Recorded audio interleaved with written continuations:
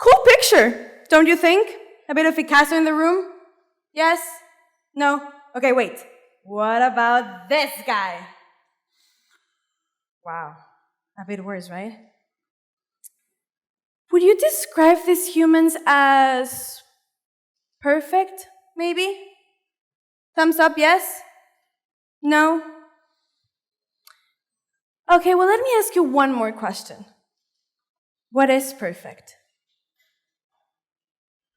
Don't worry, there is no need for you to answer me, because that's why I'm here. Hi, I'm Sofía, and I'm pretty sure that at least once in our lives, we've all come across the word perfect and the concept of perfection. But do we truly know what they mean? According to the Oxford English Dictionary, perfect means having everything that is necessary, complete, and without faults or weaknesses. And perfection is described as the state of being perfect. Funny enough, today's society uses these two concepts, but also takes them to the next level. I'm pretty sure we're all familiar with the golden ratio. Well, in case you're not, the perfect face is an irrational and infinite number invented by the Greek sculptor Phidias, who apparently claimed to find a way to measure the level of someone's attractiveness by the use of, guess what? Random numbers. So he tried to put into math something so complex as how we look. Now that's pretty crazy if you ask me. The truth is, we live in a world that's built with stereotypes. The problem with these stereotypes is how high and unreal they are. Cool fact about them? They're always changing. The worst part? It's unconscious. And it's really easy to mess up with the unconsciousness. I don't think you guys believe me. Okay, let's play a little game, shall we? Could you please raise your right hand for me? Great, thank you. Now, listen carefully to my words. We're gonna do the okay sign. And now we're gonna put this on our chin. Okay? Thank you. Now, could you please turn this way? The other. Now look at me. I just have a very small question to some people in the room.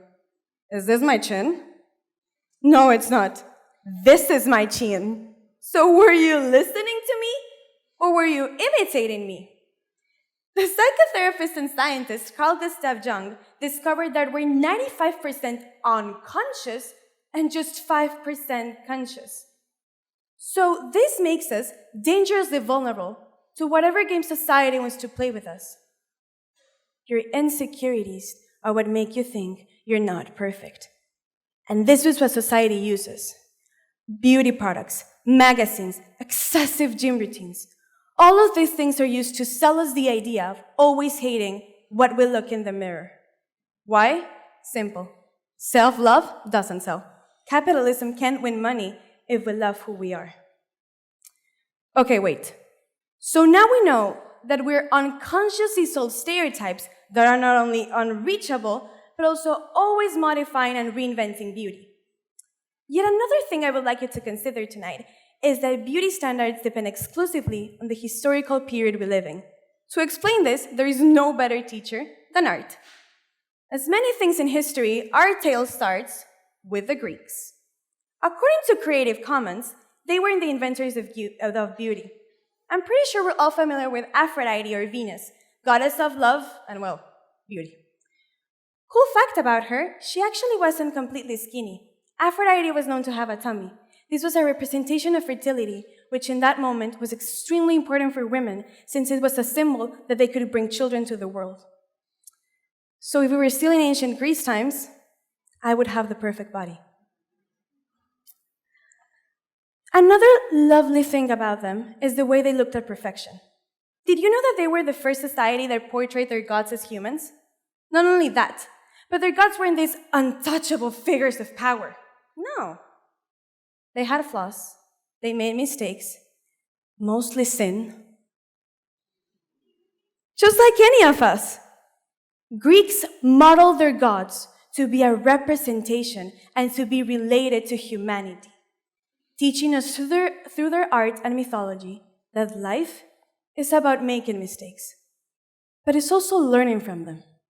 I found that truly inspiring, don't you think? Okay, now let's jump into the 18th century, where Europe was a chaos. Wars, revolution, people in terror. These are the ingredients that created Romanticism. My favorite art period. Why? Simple. Feelings gain power. Voice. Art not only showed love or happiness, it brought to life sadness, anger, anxiety, hope. My point here is we come from creating from our emotions, right? Then why are we standing in a world that forces us to hide them? How many times have you stopped yourself to talk about a bad day because the only thing your mind could think of was, it's just I'm angry, but it's not their fault, or they're having such a good time, I don't want to ruin it with my mood. Do you know why we do that? Because society is telling us to. Apparently, this world gives us everything we want and need to be happy. So if hypothetically we have it all, why are we sad? Why are we mad? Simple. Because we're humans. We're not machines or robots. We feel. And to feel is one of the most amazing things that we do. Feelings are important. It's because of them that we create. Sadly, according to a brilliant article from 2020, creativity is disappearing. Now, a very common reason that people think there is a lack of creativity in the world is technology. And even though, yes, I can agree in certain parts, I believe that one of the main reasons that for creativity to be dying is because there's no perfection in creativity.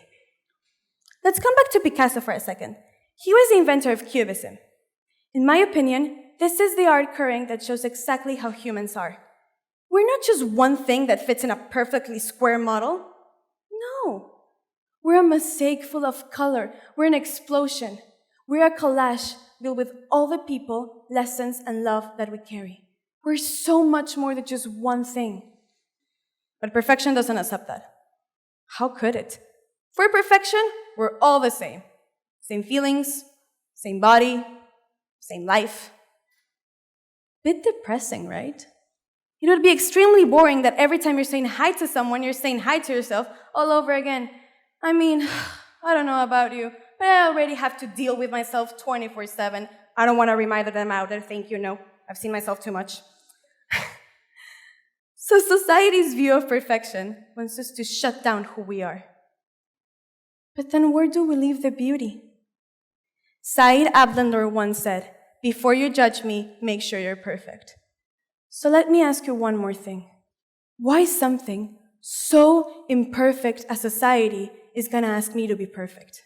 Why am I going to allow a world who's in constant chaos to dictate what type of chaos should I be myself? What I'm trying to get here is why we decided to listen to someone who randomly sat down and decided that no, instead of having this body, we should have this one. Instead of feeling like this, we should feel like this. May I tell you a little secret? Perfection is relative, meaning we'll look at it in a completely different way. Okay, let's put a very relatable situation. You're walking down the street with your best friend, and just a few blocks away, you see this very cute guy, and you go, he's so dreamy. He's the love of my life, I'm gonna marry him. And your best friend is like, girl, how do I say this? He's the ugliest human being I've ever seen in my entire life. What are you talking about? Are you blind? You see, we all have different types of people. So that means that we all look at perfection and at beauty in a completely different way. I can see your faces. I know what you're thinking. Why is this 16-year-old girl talking about forgetting everything and ignoring the world and just loving myself like it's the easiest thing in the world? I went over a period in my life where I wanted to be the golden child, the perfect kid. I thought that if I expressed how I was truly feeling or what I thought, I was going to bore people, push them away.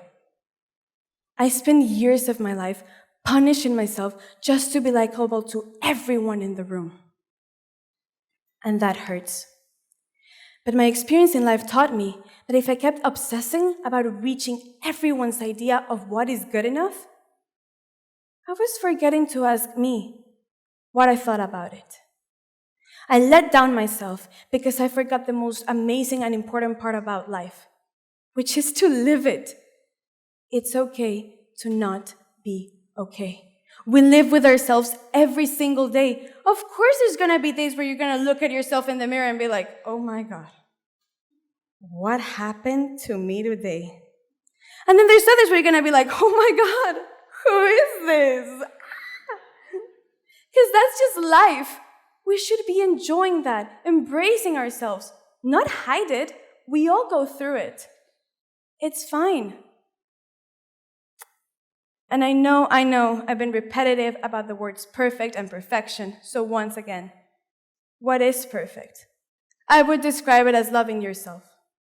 If you're happy with who you are, in peace with your own being, if you're able to look at yourself in the mirror and be like, today is maybe not the best day, but I'm here for me. And that's what matters. According to the dictionary, perfection is a state of being perfect. So if you're trying every single day to be better than yourself, you are perfection. And you rock. Let's make this part of our 5%.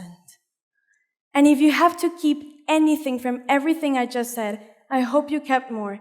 Please always keep in mind that perfect doesn't mean flawless. Thank you for your time.